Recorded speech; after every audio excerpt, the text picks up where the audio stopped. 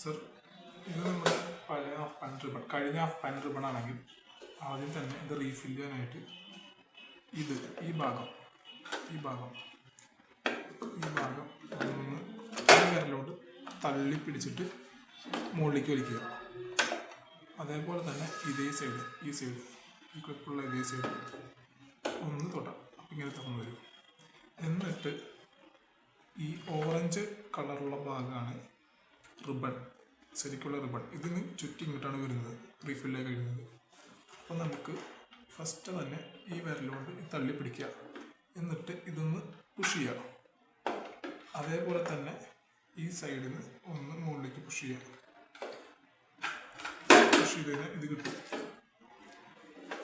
അതേപോലെ തന്നെ ഇത് വേസ്റ്റ് ഭാഗമാണ്, റിബൺ കഴിഞ്ഞ് വരുന്ന ഭാഗം. ഇത് അതേപോലെ തന്നെ ഒന്ന് പുഷ് ചെയ്യുക, ഇവിടെ നിന്ന് പുഷ് ചെയ്യുക, സപ്പോർട്ട് കൊടുത്തതിന് കിട്ടും. ഓക്കെ, അപ്പോൾ നമ്മൾ വേസ്റ്റായ റിബൺ എടുത്തു.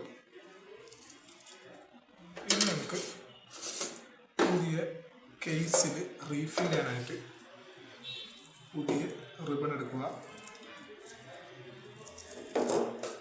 പറഞ്ഞ പോലെ തന്നെ ഫസ്റ്റ് ഈ ഭാഗം, ഈ പോയിന്റ് തള്ളി പിടിക്കുക, വലിക്കുക. അതേപോലെ തന്നെ ഇവിടെയും വലിക്കുക. ഓക്കെ, ഉണ്ടോ? ഇവിടെയുള്ള വൈറ്റ് എടുത്ത് മാറ്റി വെച്ചോളൂ. അതിനുശേഷം ഈ ഓറഞ്ച് ടൈപ്പ് ബാക്ക് സൈഡ് വരുന്നതാണ് യഥാർത്ഥ റിബൺ.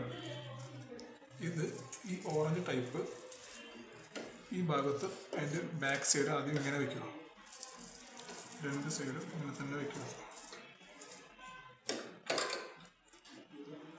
രണ്ട് സൈഡ് ഇങ്ങനെ തന്നെ വയ്ക്കുക. എന്നിട്ട് ഒന്ന് ഉടച്ച് പ്രസ് ചെയ്ത റിബൺ എനിക്ക് വീഴും. ഓക്കെ, ഇപ്പോൾ റിബൺ റീഫില്ലായി. അതിനുശേഷം നമ്മളിത് തിരിച്ച് കിട്ടണം. അപ്പോൾ ഇതൊന്ന് വലിച്ച് പിടിച്ചിട്ട് ഇവിടെ വലിച്ച് പിടിച്ചിട്ട് ഇടാം. ഒന്ന് വലിച്ചിടാം. യെല്ലോ ഫസ്റ്റ് വെച്ചിട്ട് വെണ്ടർ ഇൻസേർട്ട് ചെയ്യുക. ഓക്കെ അല്ലേ?